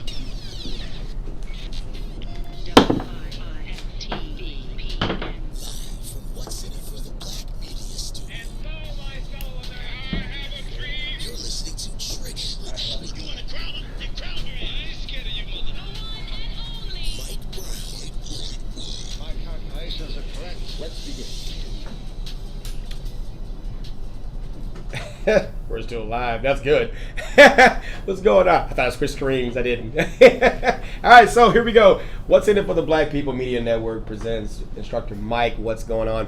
All right. By the way, I said what I said with Herb Howard and Toussaint Warner. Here we go. They're coming in. That's what's coming up next. So don't go anywhere if you like great content with people who trigger you on various planes and various theologies and various theories. Here we go. All right, so 872-259-7474, 872-259-7474. All right, if you got questions regarding the concealed carry process, if you got questions regarding, well, I applied for my concealed carry and I'm under board review. What does that mean? You know, I tried to apply for my FOIA card and I got denied because of this, because of that. You know, I unfortunately, but fortunately, have been through the process, okay, on both sides. So, you got questions, I may have answers. You have questions, I may have answers. And by the way, don't forget, go on ahead and like this page, the Maze Jackson page. Go on ahead and hit go on ahead and hit the subscribe button if you're watching it on YouTube. Hit the bell for notifications so that you get notified every time the show comes up, every time it comes up. And go on ahead and send those stars. Send those stars. Those stars help the Maze Jackson page and What's in It for the Black People Media Network to create great content. Great content. You'll learn so much, you know. And you don't always have to agree. You don't always have to agree. Sometimes people like to like what they've heard instead of learning from what they've heard. They like to even like the person who is speaking to them, you know, and you don't have to like it. You want to learn the lesson. You know, the Honorable Louis Farrakhan is known for saying, you know, when good people fall, don't laugh, learn, because you are not immune from the things that would cause you to fall. When you don't learn from them, you are missing out on that opportunity. You're missing out on that opportunity to learn, okay? And like I said, I'm a sucker for a great speech. I don't care who's saying it. You know, if it makes sense, I'm going to listen, okay? Because my job is to even take from them that knowledge to benefit myself and those around me, okay? So, we went over a lot today. We did. We went over talking about the books. By the way, what I tell myself about self-protection, what I tell myself about talent, and what I tell myself first, they're all on Amazon, okay? Great books, great content, okay, in the books. The things that I wish I had learned and heard when I was young, okay? And our job is to teach our kids. Our job is to teach our kids and teach them as much as we can so that they can know what they need to know, so that when that time comes, and you're not there, that they will be able to know what they need to know, and they'll thank you for it. Don't be your child's friend, be their parent. Guide them, lead them. Guide them and lead them, okay? Some people have children because they want friends. Yeah, that's it, you know. And so you don't see yourself as correcting little Susan. You see yourself as correcting my friend Susie. And that's saying you're doing your child a disservice. You know, some people dress their sons like their boyfriend.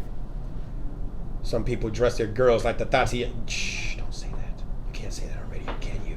Only on What's in It for the Black People radio you can say what the you get it. I'm just saying, I told you I'm gonna trigger you. You got pissed off already, right? I'm just telling you, we have a duty, okay?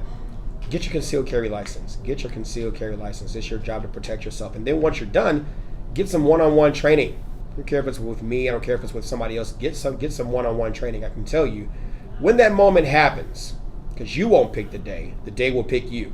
When that moment happens and you have to defend yourself, are you ready? That's what we talked about the last time we had our show with Kyle Rittenhouse. People were so angry. Here's this little white kid from Antioch, Illinois, who went to Kenosha, Wisconsin. He doesn't even live in that community, and here he is trying to protect something or trying to do something. He's just a little white terrorist that's just going to go up there and just kill people, and we got to stop it. You got to have the finger of resolute when you say that. It's just not a pointing finger. It's got to have an angle. Okay, we got to stop that. You're focusing on the wrong thing, fool. Are you even ready? Are you ready? From a seated position, we got to call. From a seated position, he was able to shoot. from a seated position, he was able to do what he needed to do to stop that threat. Regardless of the legality or otherwise of his possession of the rifle. When he came under attack, he was ready to respond. Ask yourself, are you ready to do that? Are you standing at the range and the sound of the gunfire freaks you out? Because if you're standing and you're scared, sitting is not going to be better. It's going to be worse. Can you shoot from the ground? Can you shoot from an elevated position? Can you shoot from any of those positions? What type of pistol platforms do I know?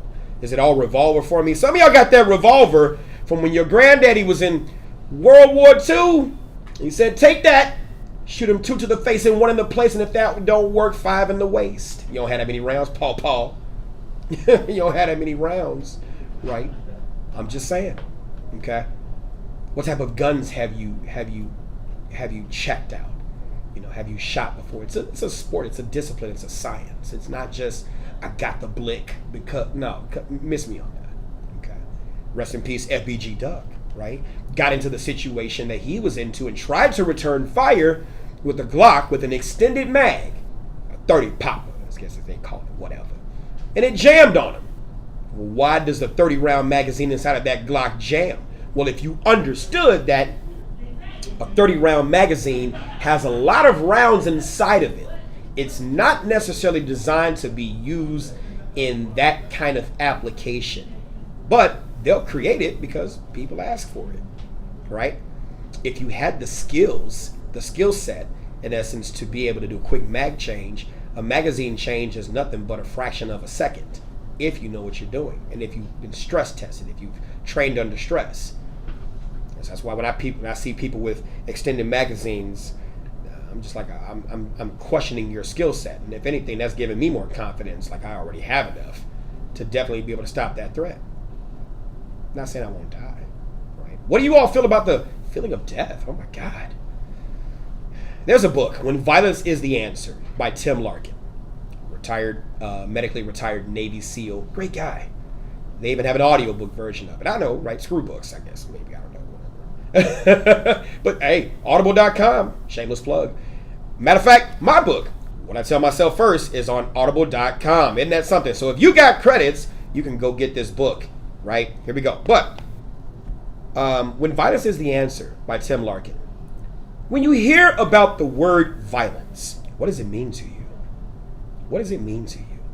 Your mindset towards it. What does it mean? Right?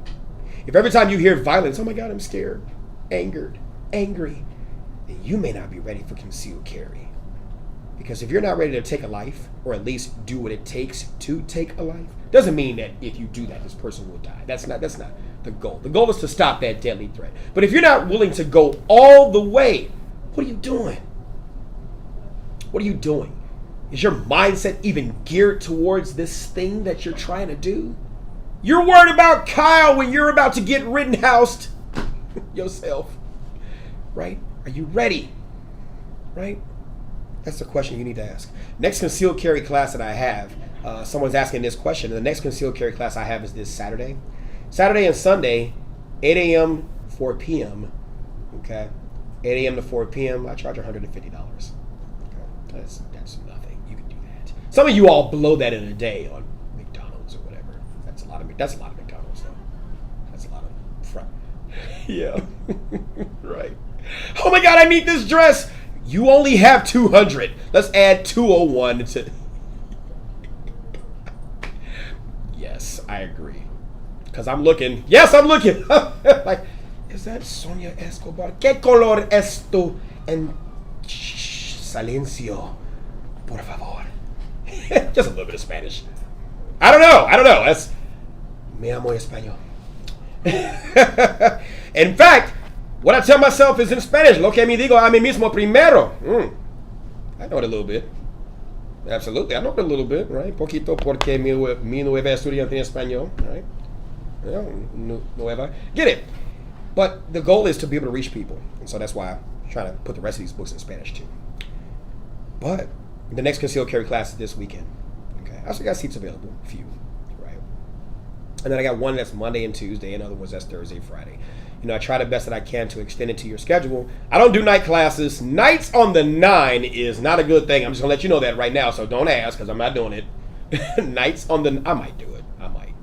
I said nights on the 9. 79th? Yeah, 79th. Y'all know if you're watching Nights on the 9 after 9 o'clock, you know where to go. Home. Okay? So, I might do it, though. That's not fair. Born and raised on 79th and Jeffrey, so, it just depends. But we got more coming up, okay? It's 12:45 p.m. And we got I Said What I Said coming up with Herb Howard in Tucson. I want to hear what they have to say. They might even come in on the back end of the show. Who knows? Okay, because we typically talk about controversial things too, And the one thing I can say is you want to remain with the mindset that you can agree to disagree without being disagreeable, because we need that healthy discourse. We need that healthy conversation, okay? Don't forget, support yourself by learning about Maslow's hierarchy of needs. Support yourself by learning about what triggers you.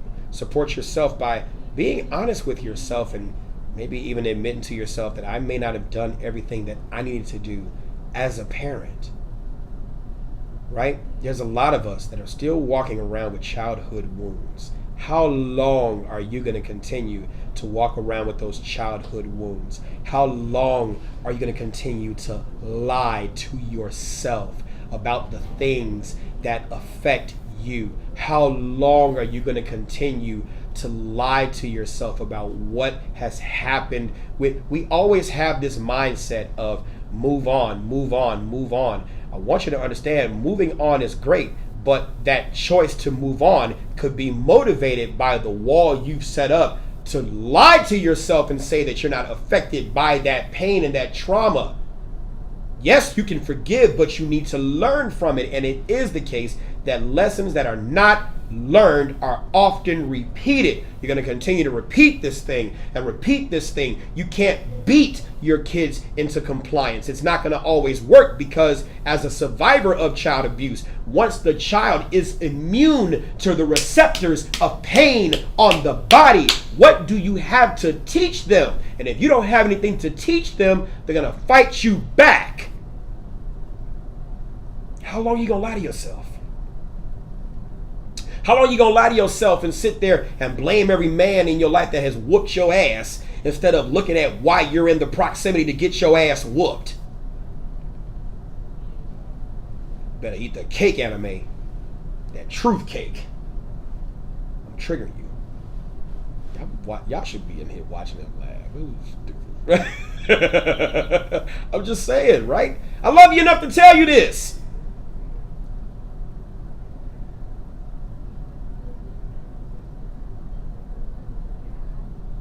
Right?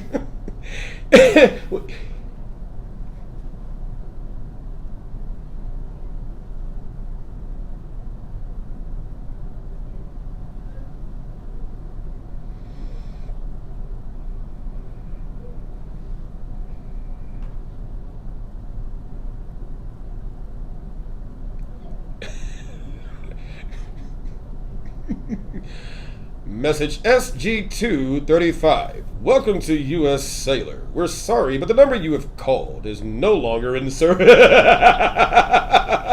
Yes. And I can appreciate that admission. Look, how many of you all felt the same way? You got to be honest with yourself. If you lie to yourself, that's where it starts too. You want your kids not to do to you what you do to yourself. How hypocritical is that? How hypocritical is that? Right? At some point in time, you don't just change the address, you have to change the curtains, change the upholstery, sanitize yourself, because your behavior on the inside is attracting these things that you could be searching for. Okay? Man, this was a great show. Y'all thought I was going to talk about some police stuff in the white, man. Let's shut up. Talk about the shit in your house. Triggered with Instructor Mike. We'll be right back on What's in It for the Black People Media Network. Don't go anywhere. WIFTVPN. Shop at Black-owned and operated Solo Beauty, where you are appreciated and respected. Located at 8158 South Cottage Grove, Solo Beauty can supply all of your black hair care needs. Solo Beauty is open from 11 a.m. to 8 p.m. Tuesday through Saturday, or you can find them online at solobeauty.com. Hi, I'm Dr. Willie Wilson. In my life, I've gone from cotton field to corporate boardroom. I've seen great success and walked many roads. I know how it feels not to have. I'm asking you to vote for me for U.S. Senate for the state of Illinois. I can do the work that few others may understand. A vote for me is a step in the right direction for our state and our country. Paid for by Willie Wilson for Senate 2020. WIFTVPN. Live from What's In It for the Black Media Studio. And so, my fellow Americans, I have a dream. You're listening to Triggered. You want to crown him? Then crown your ass. Yeah, they want to Mike Brown. My calculations are correct. Let's begin.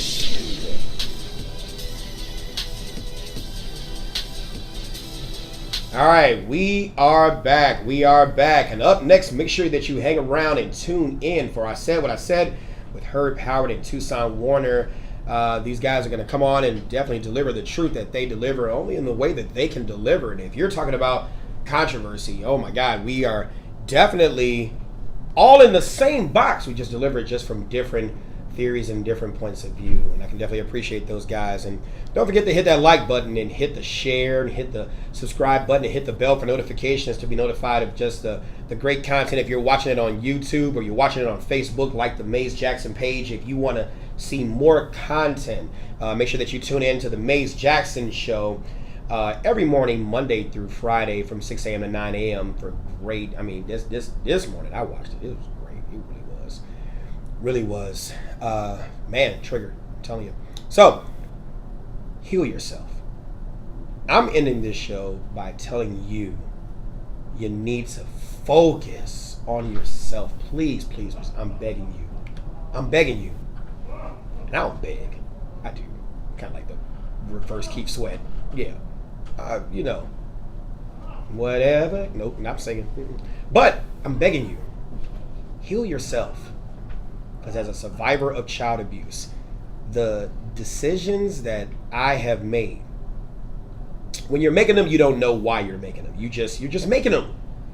And you're aware that in some cases that you're making them because, it's easy to sit there and say, well, you knew the choice that you made. You had option A, option B. In the study of criminology I teach, when I was an adjunct professor for criminal justice, I taught, criminology. And in the study of criminology, there's the rational choice theory, right? You had option A, option B. You looked at what was in option A and option B, and you chose option A or B depending upon what moved you. But you didn't know what was moving you in that direction. Rational choice. Something motivated. It put fuel behind that choice that made it possible. And typically when you have older people that talk to younger people, they don't understand those motivations because they don't understand themselves that cause them to impanel or impart within that child the same motivation that causes you to be blind from what motivated you. We got to change it. And I'm going to continue to talk about it. We're going to talk about other things too on more shows, but I'm going to always come back to this. Because we need families to start talking again. We need fathers who were not in their children's lives to start, you know what? Sonia, lo siento. I was not there for... Yeah.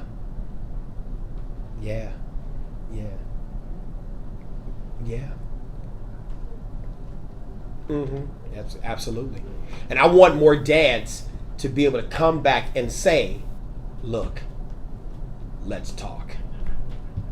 And we're going to have those conversations because and some people have built such a wall so tough, they don't even want to talk. And you're missing out on the lessons that this father or this mother has to teach you. I knew he's going to come in. Didn't I say he's going to come in with his head behind the head? Right? You're missing out on some of the lessons that this abandoned parent has to teach you. You're missing out. And that's how I know when they come in with the deep breath, the Mentos Fresh, the Uncle Altoids. That's a doggone shame when you've already shaken your head and then I'm seeing the head shake some seconds later. I gotta be reminded of the head shake that's behind me. Come on in. What's happening, brother? How you feeling? I can't hear you. I ain't think so. I ain't think so. All right, I got you. You got me now? Yeah. What's going on, man? How you? All right, what's up? Ain't nothing to it, man. I've been watching the show all afternoon. Okay. You've been on point, first of all. Let me say that. Okay. I love how you've been educating today. You brought in the Maslow's hierarchy of needs. Still don't got me? I got you. Go ahead. The Maslow's hierarchy of needs. Yes. I love how you brought that into the conversation. That's very relevant. It's very real, right? To expect somebody to reach any levels of their higher self or best self, it's not real if they can't meet their most basic needs, right? So I love how you approached that topic. Only one thing in particular that today I wanted to come in and fight about. I do it. Go ahead. Superintendent Brown. Go ahead.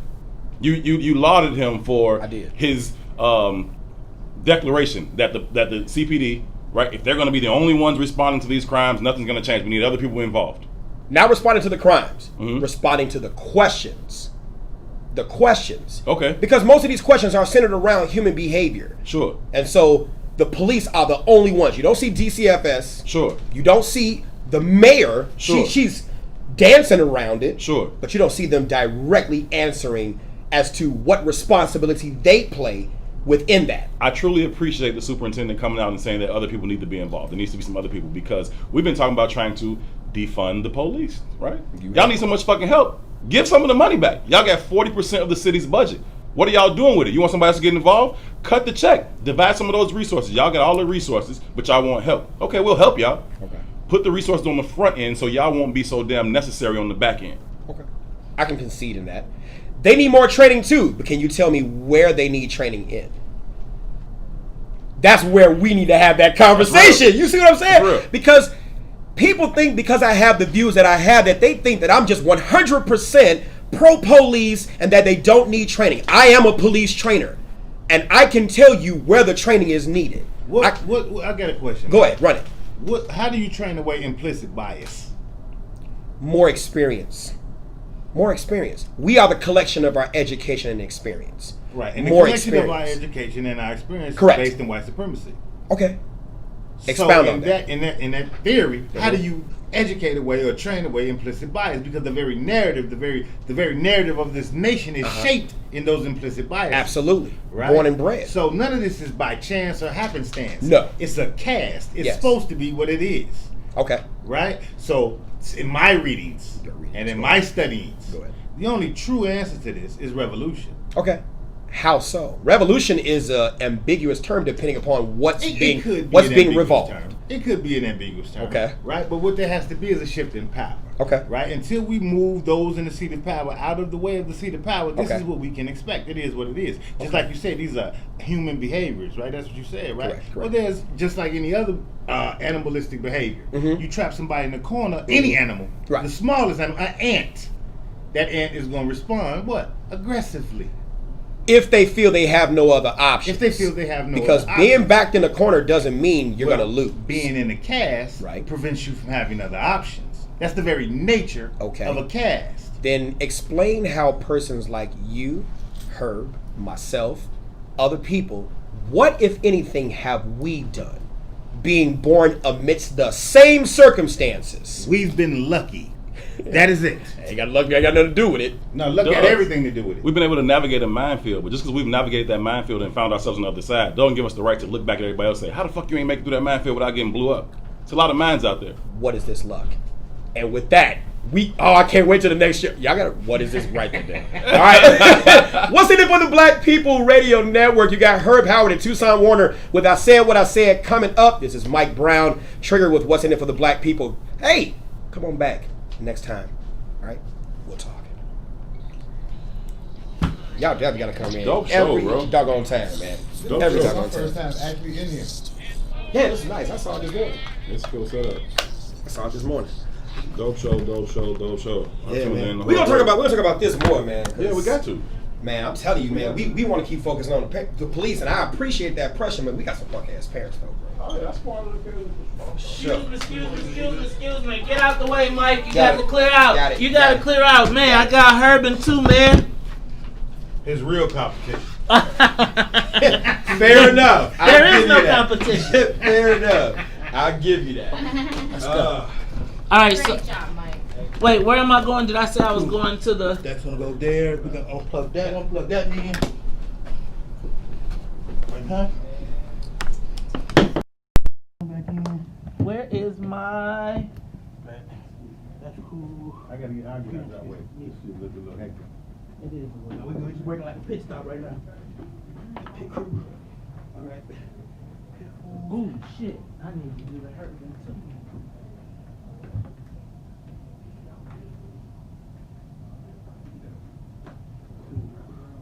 All right.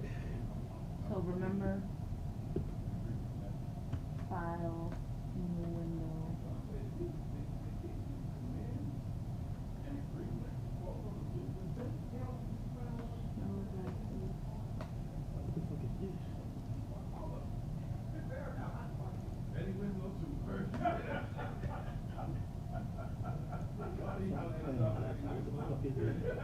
What?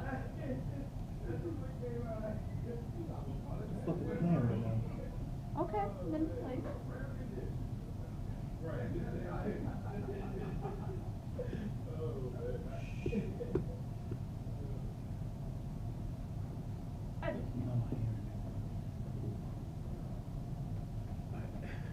Want to bring this closer so they can plug their mics in, their headphones in. This I don't need. Today you're gonna be sitting right here. Okay, cool.